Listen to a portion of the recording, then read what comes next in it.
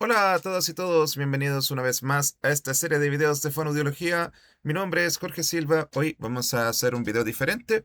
Vamos a hablar de una técnica de intervención en casos de trastornos del lenguaje infantil. Hacía mucho tiempo que no hacíamos un video de este tipo. En general, las intervenciones del área infantil que hemos hecho este año han sido principalmente en autismo. Ahora vamos a hacer una en general. También sirve para el proceso de lectoescritura, porque ayuda a la comprensión lectora. Y es la terapia que inicia de esta forma, es la construcción de redes semánticas. Es una intervención para trabajar semántica. Bien, y está basada en la evidencia y está hecha, entre otras autoras, por Golinkoff. Roberta Golinkoff es una de las mejores investigadoras sobre el lenguaje infantil que existen en el mundo. Bien, aunque no es la autora principal del estudio, que vamos a hablar con el foro en general, pero están dentro de la élite de la élite. Es bueno mencionárselos para que puedan conocer un poco más de autoras y autores que son relevantes dentro de nuestra disciplina. Una de ellas justamente la que mencioné recién. Bien, es una intervención que trabaja semántica, en concreto trabaja sobre todo el área de comprensión, pero también el área de producción. Lo vamos a ver de la siguiente forma. Bien, vamos a hablar una visión general de esto. Su introducción explícita como una primera fase de tratamiento. La segunda tiene que ver con una exposición rica y variada de diversidad léxica. Trabaja mucho con el vocabulario. Fase 3, vamos a hablar de un procesamiento profundo que implica análisis cognitivo y eso implica también algunos procesos que voy a mencionar según dificultades que puedan ir sucediendo. Sé que estamos utilizando esta terapia en distintos grupos de población, no solamente en TEL. La fase 4 es bueno, también dicho como trastorno del desarrollo del lenguaje. La fase 4 es una práctica extendida. La última fase tiene que ver con el monitoreo y evaluación. Y después de eso seguimos con conclusiones y referencias al respecto. Lo primero es mencionar que este documento fue elaborado previamente por una gran fonoaudióloga estadounidense llamada Tatiana Ellsworth. Bien, fue hecho el año pasado y se difundió una recopilación que ella hizo de esta terapia en 2025 en idioma inglés. Lo hizo a través de su blog personal, que empieza con su nombre, Tatiana Ellsworth, pero también en su página de Facebook que está descrita abajo, que es la The Smart Speech Therapy LLC en el año 2025. Es una excelente página de recursos y también tenía otra página que era de una agrupación. Como nosotros tenemos la de fonoaudiólogos chilenos, es hora de debatir. Ella tenía la suya que era de los fonoaudiólogos de Estados Unidos, fonoaudiólogas estadounidenses.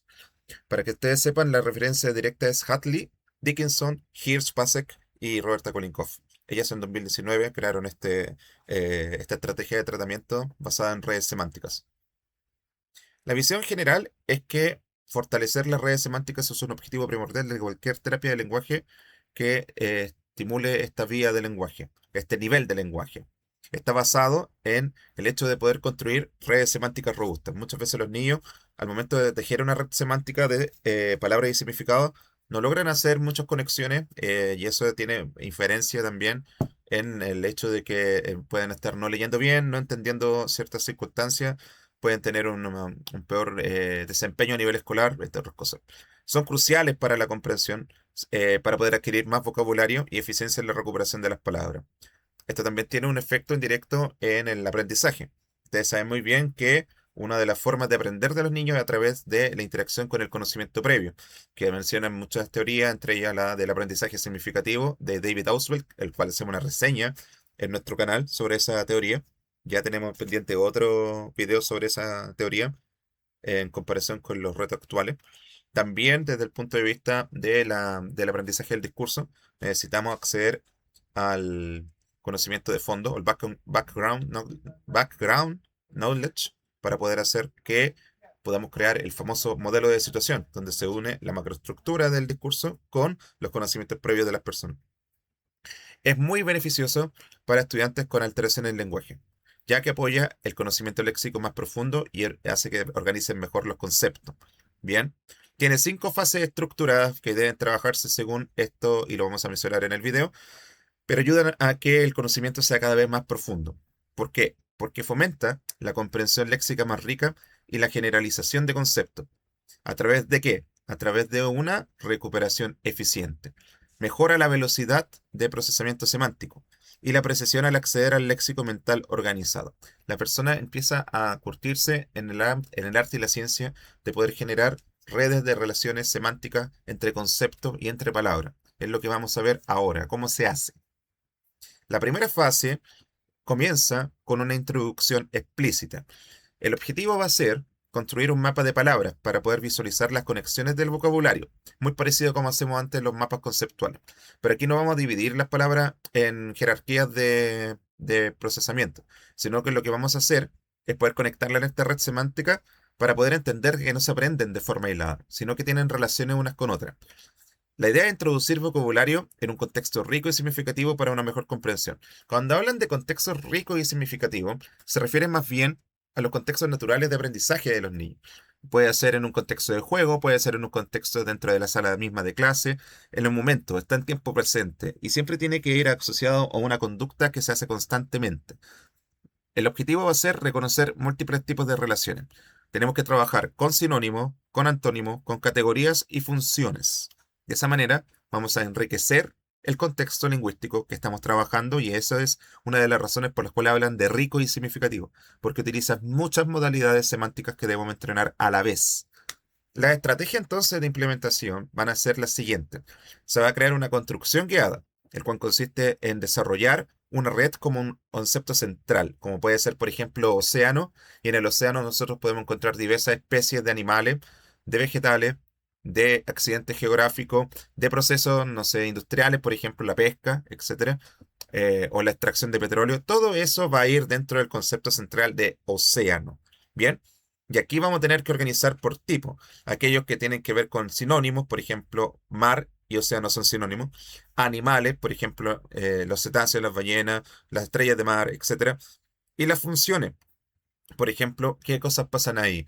Nadar, en el caso de los animales, extraer, en el caso de la industria, pescar, en el caso, por ejemplo, de los pescadores, etcétera. Tienen que haber definiciones claras.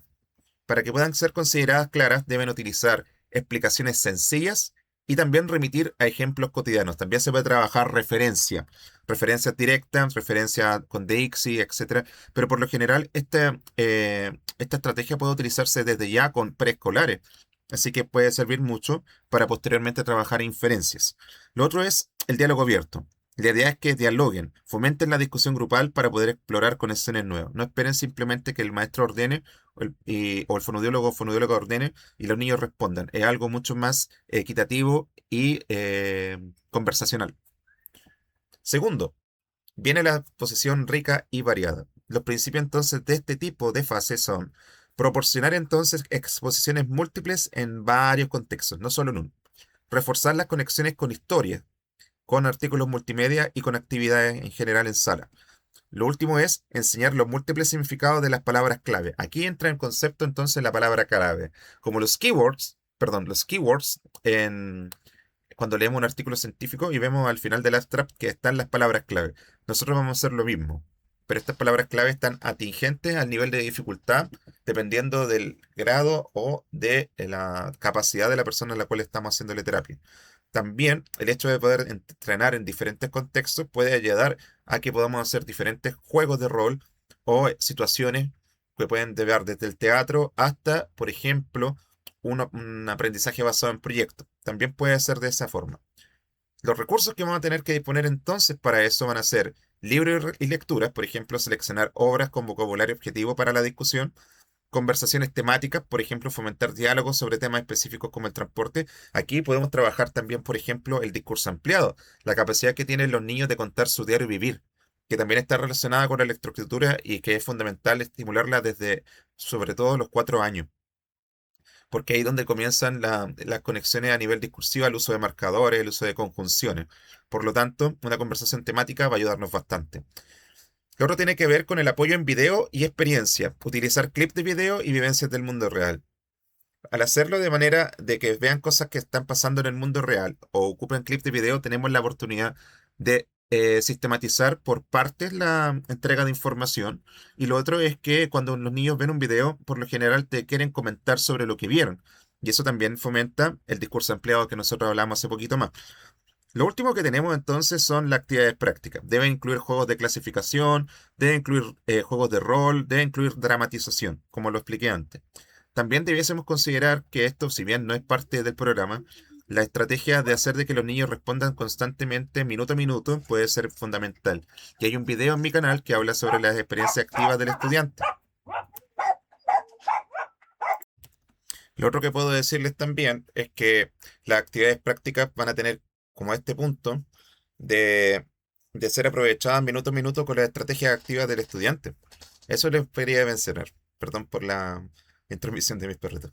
Eh, Tiene que ver con el hecho de que si hace actividades que tengan respuesta activa, las respuestas van a ser inmediatas, van a tomar menos de un minuto hacerlo. Y eso hace que todos respondan. Y eso es muy importante, sobre todo en actividades grupales que tienen que ver en sala. ¿Ya? La explicación, los fundamentos de esta teoría, que es ABA, pero aplicada a la enseñanza, están en el video de estrategia activa del estudiante de mi canal, para que lo puedan revisar. Bien, ya que recabamos más bien en el contexto de participación, ahora vamos a hablar del procesamiento profundo. Bien, el procesamiento profundo tiene como objetivo fomentar análisis activo para una comprensión más rica de los significados que estamos tratando de entrenar. Organizar palabras por significado y por relación va a ser entonces nuestro objetivo, para poder hacer después la recuperación a través de discusiones y juegos. Y una forma de hacerlo es la siguiente: categorizaciones temáticas. Debemos hacer que agrupen conceptos en subcategorías. Por ejemplo, animales es una categoría, pero la subcategoría siguiente puede ser mamíferos o reptiles o antrópodos, etcétera, para poder construir entonces la estructura semántica. Así puedo tener una categoría y decenas, ojalá, decenas de subcategorías. Después, probamos con la comparación visual. Podemos usar diagramas de Venn, estos diagramas con el que usamos para hablar de teoría de conjunto, para visualizar similitudes y diferencias entre palabras. Por ejemplo, las diferencias y semejanza entre el tiburón y el delfín. Entonces, si hay semejanza entre los dos, en el diagrama de Venn hacemos estos dos circulitos y en la parte donde se intersectan, ahí ponemos las cosas que son semejantes entre ellas y en las que no, las que son diferentes en cada uno de sus sectores. Un sector para el tiburón, un sector para el delfín. Y así con cualquier otro tipo de palabra o léxico que pueda compararse. Bien. La clave es la comparación, y la comparación siempre incluye semejanzas y diferencias. Y eso es lo que vamos a hacer. Luego pueden hacerse juegos de asociación. Por ejemplo, actividades como ¿qué palabra no pertenece? Ponemos un cúmulo de palabras y algunas de esas no van a pertenecer. Y eso va a generar también lo que nosotros conocemos como disrupción semántica. Cuando nosotros encontramos que algo no tiene que ver con el tema que estamos hablando. Y eso genera una especie de, ¿cómo se dice esto? De interrupción. Una interrupción bastante notoria. Incluso puede cotejarse a través de pruebas de electrofisiología. Por ejemplo, en las pruebas de potenciales relacionados a eventos. Que algún día también les hablaré de mi experiencia en eso. Lo otro tiene que ver con los juegos de asociación, en el sentido de trabajar el pensamiento crítico para poder reforzar entonces la selección semántica. Deme un segundito. Si nosotros tenemos, por ejemplo, un cúmulo de palabras y algunas de ellas no tienen que ver semánticamente o relacionalmente con ello, entonces nosotros podemos hacer la diferencia y poder generar cierto sentido crítico. Al contrario, podríamos también hacer una especie de forzar la relación, sobre todo en contextos ya mayores de estudiantes que tienen, por ejemplo, operaciones concretas o formales. Bien, tenemos entonces otro punto acá, que es la práctica extendida. Los principios rectores de la práctica extendida van a ser los siguientes: reforzar conexiones de palabra, en lectura, en escritura y en discusiones del día a día. Fomentar la aplicación de vocabulario en contextos significativos del mundo real, lo que significa que tengan que estarlo haciendo constantemente en su diario vivir, y ocupar muestras de lenguaje, perdón, que tengan que ver con lo que estamos haciendo. Bien, atingentes, contextualmente utilizadas constantemente. Bien, también apoyar el crecimiento autónomo del vocabulario y la curiosidad léxica del estudiante, hacer que la persona en la cual estamos terapiando, en este caso, despierte en ella un sentimiento de búsqueda, de descubrimiento. Roberta Kolinkoff, no sé si esto lo leí muy bien, pero ella tiene mucho alcance utilizando las estrategias de aprendizaje por descubrimiento de Jerome Brunner en el ámbito del lenguaje. Así que también tiene algo de esto también en su teoría. La estrategia entonces de implementación van a ser la siguiente. Una va a ser diarios de redes semánticas. lo cual consiste en crear cuadernos de vocabulario con redes de palabras dibujadas y oraciones de ejemplo. Muy parecido a la estrategia de Sketch and Speak, que en vez de anotar o hacer apuntes con palabras, lo hacían con dibujos. Aquí también va a poder hacerse con diarios de redes semánticas, entonces creamos estos vocabularios extensos y con redes, pero podemos no solamente escribir la palabra, sino que también podemos hacer el dibujo de la palabra. Lo otro tiene que ver con la actividad de escritura. Podemos instar a redactar párrafos descriptivos utilizando las palabras de la red. Por ejemplo, si en la red están descritas algunas palabras que sirven, por ejemplo, describir una selva tropical, las utilizamos, las ponemos, podemos hasta enumerar cuántas utilizamos para ser la persona consciente entonces de cuántas palabras o recursos utilizó de la red. Eso es importante. Lo otro tiene que ver con la casa de palabras. Esta es una actividad ya también perceptiva, que la persona se dedica a buscar y a registrar las palabras objetivos fuera del aula, analizando su contexto y uso. Por ejemplo, instar a que reconozcan cuándo utilizaste esta palabra en un contexto que no fuera el del colegio. Bien, porque puede pasar. Entonces la idea es que ellos cuenten la experiencia de haber encontrado esta palabra en alguien más o de ellos haber sin querer haber utilizado esta palabra lejos del contexto educacional. Y el otro punto tiene que ver con el mapeo interdisciplinario. ¿En qué consiste esto? Consiste en aplicar redes en ciencias y a nivel social para visualizar conceptos, como puede ser, por ejemplo, el ciclo del agua.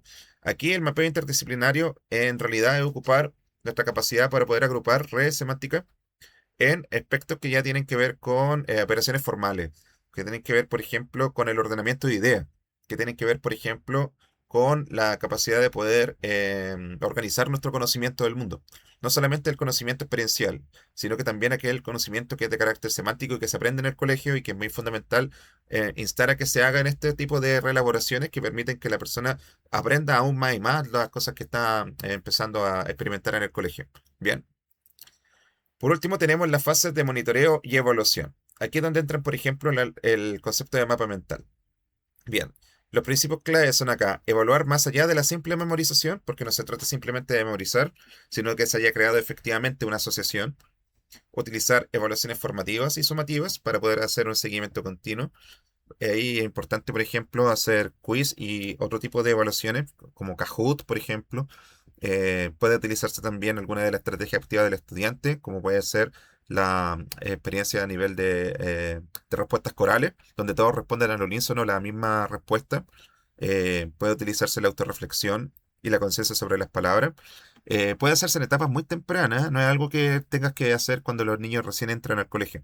Puede ser en el jardín infantil. La idea es fomentar autorreflexión, que busquen en sus recuerdos, por ejemplo, cuando se trata especialmente de historias que son a nivel narrativo, de experiencias, por ejemplo. Ya hablamos de esto como una estrategia de intervención en autismo también, para mejorar el vocabulario mental, reflexivo, en este caso, pero aquí lo utilizamos principalmente para aumentar el conocimiento semántico de la persona. Bien, esto tiene dos cosas. Una, boletas de salida. Esto es una actividad donde tú le pides listar tres palabras conectadas, por ejemplo, una palabra determinada. ¿Cuántas palabras pueden estar conectadas a hábitat? Y por ejemplo, el niño puede decir ambiente, entorno, medio ambiente, ¿ves? Y ella puede estar conectándola. Algunas pueden tener mayor relación que otras. A eso también se puede estimular a decir cuál está más relacionada, cuál no está tan relacionada, etcétera. También se puede utilizar una estrategia de pensamiento en voz alta, que por ejemplo, hacer que hablen fuerte cosas que tengan conexión. Por ejemplo, marino y costero, em, lo que tú llegaste a relacionar mientras estabas pensando, por ejemplo, expresarlo en voz alta. Esas estrategias de habla dirigida, esas estrategias ya tienen un pensamiento llamado de Feuerstein, que utilizaba esta estrategia de hablar fuerte los pensamientos para poder hacer que aprendan más rápido. Bien, aprendizaje instrumental era lo que decía él. También funciona desde el punto de vista del habla privada vygotskiana, en el sentido de que el lenguaje tiene una directa relación con el pensamiento. Utilizar las estrategias de voz alta también ayuda a que eso se consolide más fácilmente, ayuda también a que el niño aprenda más rápido. También es una estrategia ahorradora de memoria de trabajo. Ojo, muy importante, porque al momento que nosotros hacemos esta lectura en voz alta de nuestros propios pensamientos o de los razonamientos que hayamos hecho, estamos destinando también un ahorro en la memoria de trabajo al momento de hacer el ejercicio, lo cual es muy importante. Lo cual nos lleva a otro punto, que es la autoevaluación estudiantil. Nosotros debemos a instar a que reflexionen sobre la conexión con el conocimiento previo, ya hablamos acerca de este tema. Podemos hacerlo a través de discusiones, por ejemplo, cómo ayudar a crear redes a recordar. Estos niños más grandes que tengan estrategias de autoaprendizaje, pero por ejemplo en los niños pequeños puede utilizarse justamente con el discurso ampliado, por ejemplo, reflexionar sobre qué cosa que te haya pasado a ti puede estar relacionada con lo que nosotros vimos. Por ejemplo, si estamos hablando del océano, un viaje a la playa, ¿entiendes? Y pedir que expliquen, por ejemplo, cosas que tienen que ver con los estados mentales que sintieron en ese momento, con a nivel meteorológico, cómo era el clima, cuál era cómo estaban de felices sus familiares, si había pasado algún inconveniente en el viaje, por ejemplo, que el auto se atascara o que hubiera mucha gente en la playa. Esas cosas son importantes, dan voz y opinión a los alumnos y alumnas. Y también dentro de eso estimulamos a nivel semántico a aquellos niños que tienen dificultades con los conceptos y con la creación de redes semánticas. Creo que también tenemos que ver unas otras dos cosas que nos alcanzaron a ver bien en la presentación. Una tiene que ver con el hecho de que podemos usar revisiones acumulativas. ¿En qué consisten las revisiones acumulativas? Consisten en revisar y expandir los mapas semánticos previos que hayamos hecho. También deben fomentar la autoevaluación estudiantil. Aquí los estudiantes reflejan cómo nuevas palabras pueden conectarse al conocimiento previo. Y también se puede promover o instar a que se creen discusiones metacognitivas. Por ejemplo, cómo hacer creaciones de palabras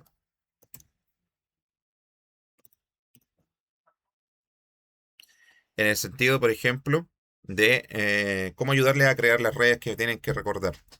Espérense, esta de autoevaluación estudiantil ya lo hicimos. Entonces, quiero hablarles de otra cosa entonces. La evaluación sumativa, que es diferente a la acumulativa. ¿Por qué? Porque en este caso, los estudiantes tienen que, con una nueva palabra, evaluar su habilidad para poder crear un mapa semántico nuevo a partir de esa palabra independientemente.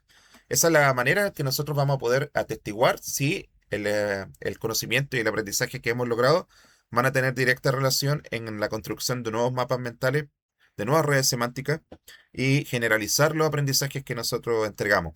Eso es muy importante y creo que es una instancia bastante importante también del progreso, del monitoreo de su progreso. Bien, quiere decir entonces que no podemos obviar este paso. Tenemos que tenerlo, porque si lo hacen con una nueva palabra que apenas aprendieron y quieren aventurarse a crear redes semánticas con ella, eso va a hacer de que forzadamente tengan que buscar información y experiencia a partir de esa palabra para poder hacer que la red semántica crezca. Bien, sigamos entonces. Tenemos entonces como conclusión que las redes semánticas son un ente transformador de los significados y de los conocimientos de los niños y niñas a los cuales hacemos este tipo de terapia, sobre todo en aquellos con TEL. En el TEL o trastorno del desarrollo del lenguaje vamos a tener una dificultad, sobre todo cuando es de tipo mixto, para poder comprender ciertas situaciones o relaciones a nivel semántico. Esto puede generar que no estén al día con los conocimientos necesarios para poder entender algunos aspectos o muchos aspectos de la comprensión del lenguaje a nivel general y también a nivel curricular. Siempre se busca que los niños y niñas con TEL puedan estar a la par con los compañeros, pero por lo general, para que estén a la par, si quieren, tienen que esforzarse el doble para comprender lo mismo que ellos. Cuando si fuera un niño neurotípico, esforzarse el doble implicaría, por lo general, aprender el doble. Bien. Una idea para poder facilitar esto y que no sea tan terrible, en el fondo, tener que estar destinando un tiempo para poder pulir el lenguaje, que ya debería haber estado pulido desde antes, es precisamente utilizar estrategias que sean lo más efectivas posible. Y una de estas es justamente la que estamos viendo ahora. 4 puntos importantes. La síntesis integral. Una buena síntesis integral es lograda cuando tienes un enfoque estructurado, cuando está basado en evidencia, para poder construir las redes semánticas que tú estimas que deben ser robustas y atractivas. Lo otro tiene que ver con el vocabulario. Un vocabulario conectado fomenta un conocimiento profundo del vocabulario. Y además está altamente interconectado entre los estudiantes porque, sobre todo si se hace en sala, van a hacer que todos tengan un objetivo en común al momento de aprender y eso implica experiencias compartidas. El otro tiene que ver con el impacto multifacético. la mejora en la recuperación de palabras, la comprensión del lenguaje y la competencia lingüística general son varias caras de del mismo dado en este caso. ¿Por qué? Porque implican también que el impacto, al hacer en múltiples fases, va a repercutir directamente en la construcción de los significados. No solamente para sinónimos, no solamente para antónimos, no solamente para hiperónimos, etcétera. Va a ser para toda la semántica en general. Aunque decir esto implica una mayor responsabilidad porque implicaría que nosotros tuviéramos que ver no solamente todos los subniveles del lenguaje semántico, sino que también eh, sus interconexiones con otros niveles del lenguaje, sobre todo a nivel de sintaxis y pragmática. Bien, eso es muy característico de nuestra terapia, el poder ser integrales.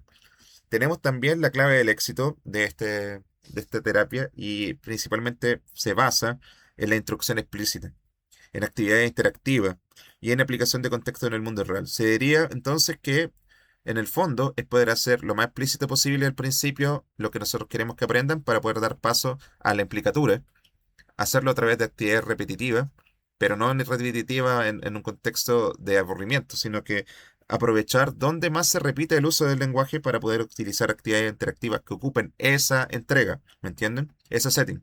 Por eso es importante hacerlo en los contextos de sala de clases, por eso es importante hacerlo en contextos de juego, por eso es importante hacerlo en el lenguaje que se utiliza en el hogar, porque ahí tienen la oportunidad perfecta para poder aplicar y aplicar lo que nosotros le estamos dando y no simplemente disponerlo en una sala aislada del resto de sus compañeros para estar 30 minutos junto con otros dos, por ejemplo, como pasa mucho en los colegios, una instrucción que puede ser muy efectiva, pero que no va a tener aplicabilidad natural. Bien, y ahí entra el último punto, aplicación en los contextos del mundo real. Si no está aplicado en los contextos del mundo real, nos perdemos de una rica estimulación y probablemente las ganancias van a ser mucho menores en comparación a como lo haríamos si fuese más naturalista. Bien, entonces, para que tengan la referencia, espero que les haya gustado el video. Es muy importante visualizar cómo se utiliza esta estrategia. Espero que de aquí en adelante quien la lea pueda utilizarla en sus terapias, en lenguaje infantil sobre todo, y desearles buena suerte también en integrar los conocimientos que hemos estado aportando al canal para que puedan disponer de ellos y mejorar su estrategia y terapia. Que estén muy bien y hasta la próxima. Chao, chao.